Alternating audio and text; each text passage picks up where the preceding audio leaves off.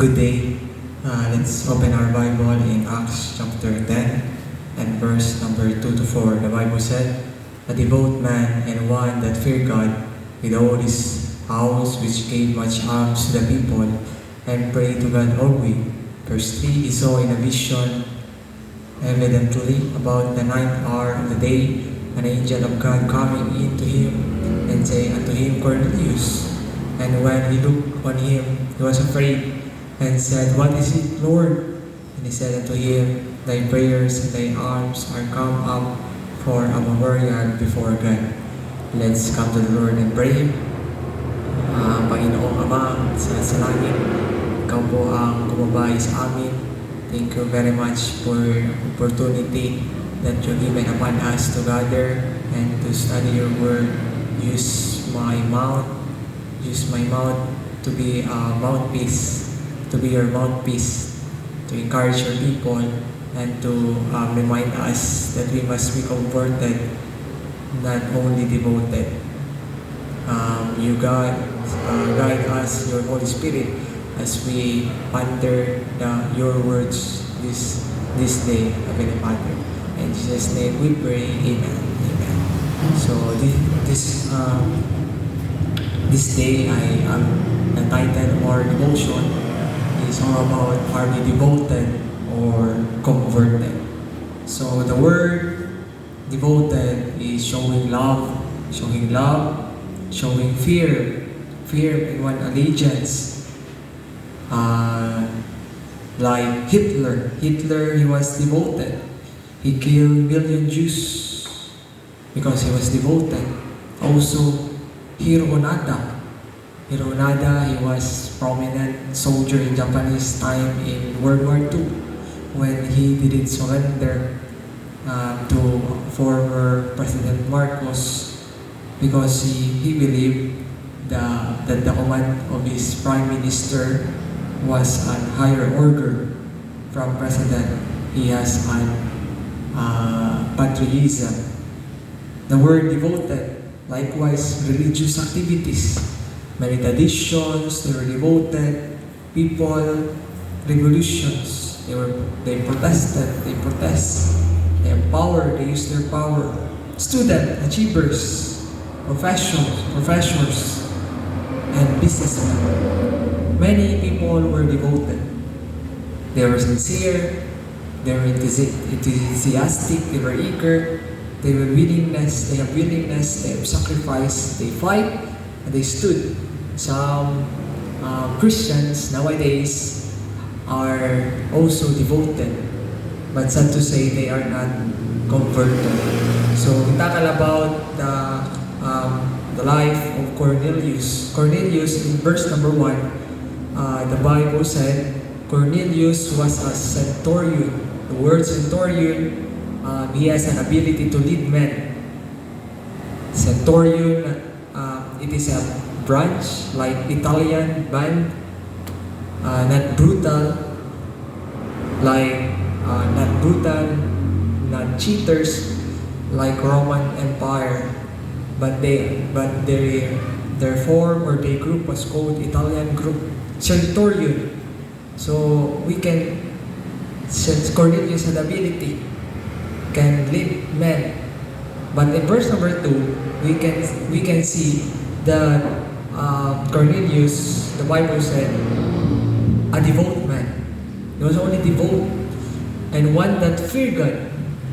Yes, some people were devoted and had a compassion, willingness to fight or to stood, but only devoted, with all his house, not only himself, but all his house, which gave alms to the people and prayed to God always. Yeah, so God fear, fellow Jewish beliefs. They have costumes like foods, law, and keeping the special days. Verse number 4, and when he looked on him, he was afraid. In verse 3, Cornelius had a dream. Angel of God was spoken to him, and when he looked on him, verse 4, he was afraid and said, "What is this, Lord?"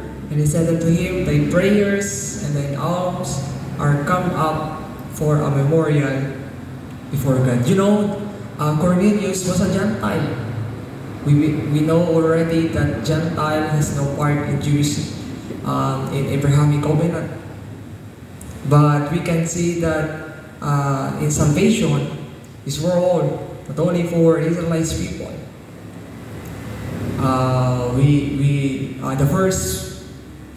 The first disciples that were called by God was an unlearned, was ignorant.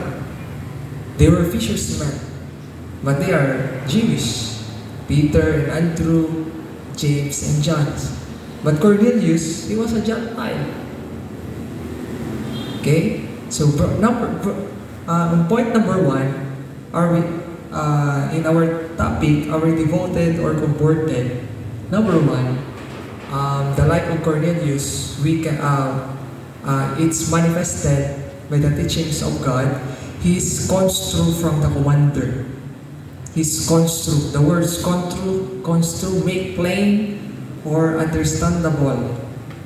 Verse 7 to 8. And when the angel which spake unto Cornelius was departed, he called two of his household servants. So the idea here, the commandment from angel that was given to Cornelius was construed, was clear, understandable. So Cornelius called his two servants a devout, notice the word, a devout soldiers of them that waited on him continually. Waited on him continually. Okay? From word unknown to known. Minsan, mahirap sumunod kapag hindi natin alam. Pero this point, from unknown to known. Okay? Verse 19. Let's see. Okay? Bible said, verse 19, and while Peter thought on the vision, the Spirit said unto him, Behold, the man seek thee. The man seek thee. So Cornelius, the angel of God was spoken to Cornelius that he will go to Simon in the house of Tanner. The house of Tanner. Okay? Verse number 13 to 15, we can see here that Peter was also had a dream. Okay, you study that. Peter defend it's talking about his ministry to Gentile. In Acts chapter 11, he defended his ministry to Gentile, to the Jewish people. So the word Tanner here in 10 verse 6, Simon was stayed in a tanner. Simon Tanner. Okay, the word tanner is talking about they were like animals, killing animals. As a Jewish, okay, Peter or Simon must not be on here in this house because he was Jewish. Okay, the word's construed, but we can but if we analyze this. Cornelius was known. He knew about the situation of Simon Peter's staying. But the word construed. He knew. He understood the commandment from the commander, and that is the angel, and from God. And he obeyed. Peter, Tanner word. Okay? Chapter 9 verse 43. Simon was stayed in Simon Peter. Tanner in this side is a seaside out of the city because they were unclean. Despite this Cornelius still went because the words construed from unknown to known. The word obedience is very important. The two servants of Cornelius was devoted also and patiently waiting on him continually. The best discovery to believers or to humankind is to know the will of God. Amen? An accomplishment to do.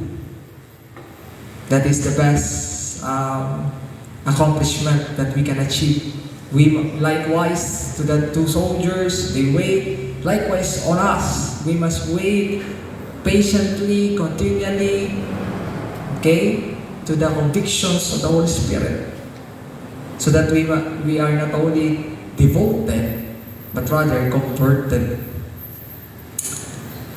Okay, so yan po ang makikita natin dito. Without hesitation, soldiers obeyed to their master, and that is Cornelius. Likewise, Cornelius, without knowing where he will go, because I do believe it is first time that he encountered through visions that the angel of God spoke to him. But the word unknown to know, he construed, he had a construed, he understand. So likewise for us, before we do the ministry, we must first understand the meaning or the responsibility, so we can continually wait on Christ. Alright, so are we devoted or converted? If we want to be converted, first, we must understand the situation on us. Number two, not only devoted but also concerned. Cornelius shown concern for his people. The word physical. Why physical to spiritual? Because in verse number 2, in verse number 2, the word he gave alms to the people. That is physical, folks. It's only physical.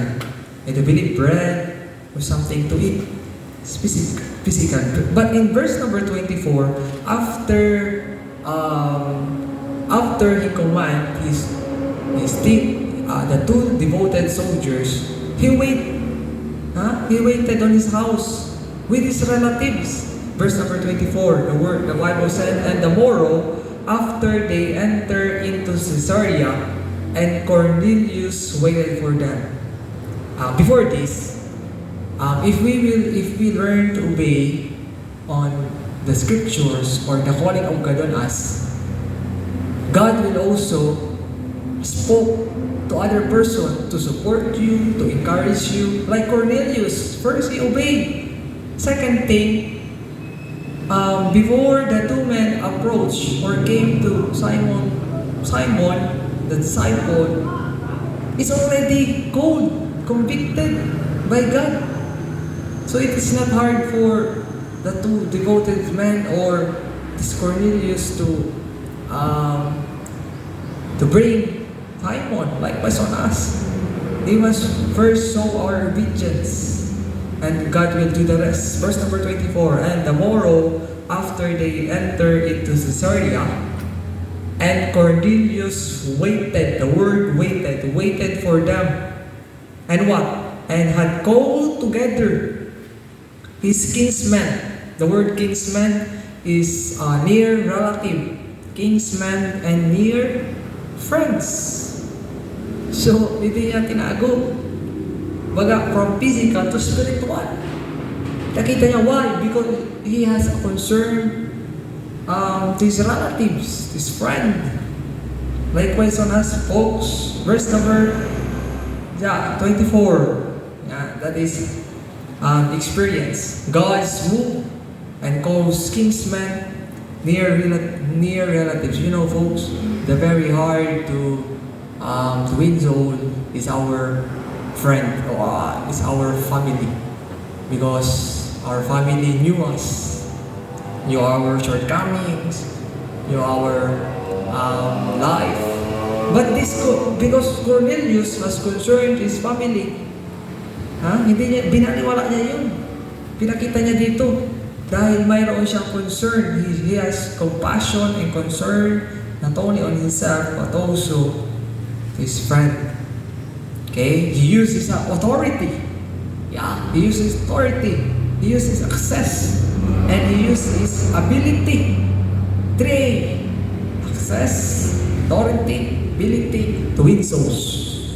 Because on us, we must be resourceful, okay, knowledgeable. Kumbaga, mayroong net para makuha sila. In Luke chapter 18, verse 15 to 17, para tayo ay makasunod sa Panginoon, ay kailangan natin maging katulad ng bata. Luke 18 verse 15. Verse 16, But Jesus called them unto him and said, Suffer little children to come unto me, and forbid them not, for of such is the kingdom of God. So we must approach God or come to Him as a child, depending on Him. Okay? Not living in our sin. We need revival because many Christians today were filled with the lust. Kaya pinagsasabay, lust and flesh and spirit. Okay, so makita po natin dito na we must not only in physical but also in spiritual matter. Cornelius was a childlike openness, readiness to receive God. It is hard to win. Notice this, the Bible will keep you from sin, or sin will keep you from the Bible.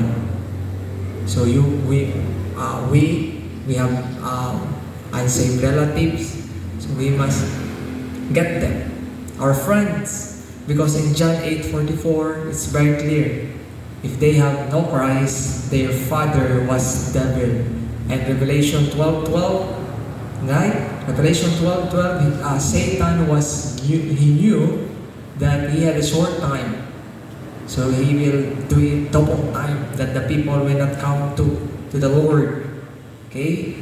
Like parents, your children is your responsibility. Don't let them go to hell. We must use our ability, our access, our authority, like Cornelius. Mahirap yun. Naghintay silang hanggang umaga. Family niya pa. Siyempre, pwede yung sabihin, where is your friend that you're talking about? Mahirap yun dahil namit niya lang nung ginagabihan. Tapos tinipo niya yung mga family niya. Pero makita natin dito yung concern. Alright? So, we must use we must have a concern not only for physical, but spiritual. Yan po ang characteristic that we are converted, not only devoted. Dahil we can be a devoted, so winning or involving ministry, but not truly wrong motive like that, or not in a pure heart. Kaya sabi ni Joshua, as for me in my house, we will serve the Lord. So we must show our concern to others.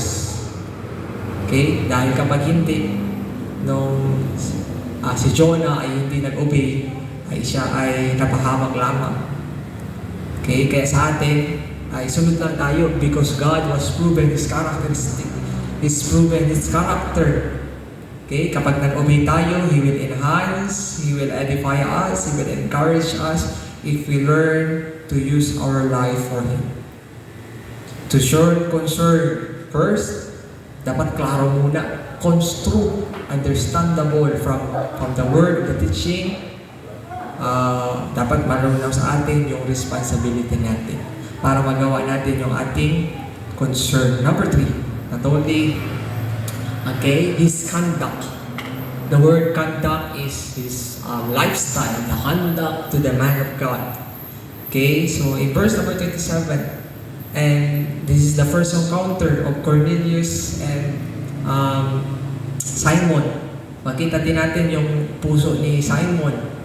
Tama ba? Ni Peter. I'm sorry. Peter, na kahit siya Jewish, pero ay makita natin dito yung kanyang pagpunta pa rin kay si Cornelius was Gentile. Yung Simon Tanner pala ay doon tumira si Peter. I'm sorry. Alright, so we can see here in verse 27, and as he talked with him, and he went and found many that were come together. Verse 26, but Peter took him up, because Cornelius nagpatira pa, fell down of his feet and worshipped Peter. But Peter took him up, saying, Stand up, I myself also man. So wrong person to the right person. The disciples were knew that the compliment or praise was not for them. Likewise on us. On our ministry, if we are truly converted, we must not seek for compliment, because all the glory is belong to God, not for us. Verse 25, apostles always seek to glorify God, not to themselves. Diba? Verse 23, right? Nakita po natin dito, then called he them in. Peter called the 2 soldiers them in and lodged them. And on the morrow, Peter went away with them, and certain brethren from Joppa accompanied him. So nagsama-sama na sila. Pero ang pinapakita dito yung ang conduct ni Cornelius kay Peter to wrong person dahil nagpatira pa siya to the right person, to Kristo. Okay, verse 28, vision God gave Peter, okay, para siya ay makapag-minister to the Gentiles. Kaya sa atin, in spite or regardless of the situation, we must learn to obey. Regardless, we must support. Verse 32, send therefore to Joppa and call hither Simon, whose sure name is Peter. He lodgeth in the house of one Simon Tanner by the seaside, who when he cometh shall speak unto thee. Because Cornelius obeyed, or he manifested his obedience, his relatives or his friends ay nakarinig ng tinatawag na salita ng Panginoon. Yan po ang kagandahan kapag tayo ay susunod sa ating Panginoon Jesus. Kaya sa atin mga kapatid, we must not judge our leader or pastor, because the desire is for us is to be productive, is to be matured, and our life must be used by God to glorify God. So, kaya sa atin, bilang isang Kristiyano, we must not have living in sin, because this is very clear. We don't drown on water by falling. We drown by staying there. Kaya huwag tayong mabuhay sa kasalanan. Karoon tayo ng proper conduct. Staying disobedience, staying uncare, staying on rebellious. We must talk and want to God. Talk to the man of God. Verse 27, and as he talked with him, and he went in and found many were come together, because Peter was preached to them. And he said unto them, ye know that is an unlawful thing for a man that is Jew. Therefore came unto you without gainsaying, as soon as I was sent for us. Okay, and I should not shew me that I should not call any man common or unclean. So makita natin yung obedience ni ni Peter at ni Cornelius. Likewise sa atin, we must learn to obey regardless. And that is the scenario, that is measurement. If we are converted truly, or we are only sincere or devoted but not converted. Kaya magkaroon tayo ng supportive to the man of God. Supportive, verse 27, and as he talked, okay, Cornelius was talking to Peter, and Peter was the man of God. Okay, and went in and found many that come together. We must support the pastors. We must show our conduct, lifestyle, proper ethic or proper manner to the man of God, because the man of God, the only desire is to be productive of those members. Because do you know what Paul said? Follow me as I follow Christ. Number 4, at the last in our study, in our devotion, for his conversion from the Word of God, from corrupt to truth, his conversion from the Word of God. Verse 35, but in every nation he feared him, and worketh righteousness is accepted with him. Verse 34, then Peter opened his mouth and said, of a truth, I perceive that God is no respect of person. So nagkaroon ng tinatawag na pagbabago. Kaya ang pagbabago po, the true change is no other than from the teaching of the Word. Because the Word of God is very clear that it is inspired, inspiration is profitable for doctrine, or fruit, or correction, and instruction and righteousness. From Cornelius, from corrupt to truth. Okay? Kaya sa atin, magkaroon tayo ng having attentiveness, yung craving, yung nagde-desire ka, yung fixed mind mo, na makikinig ka. Huwag ka lang, kasi maraming Kristiyano ngayon, they come into the church, and after the service, after the preaching, they went to their home as nothing happened.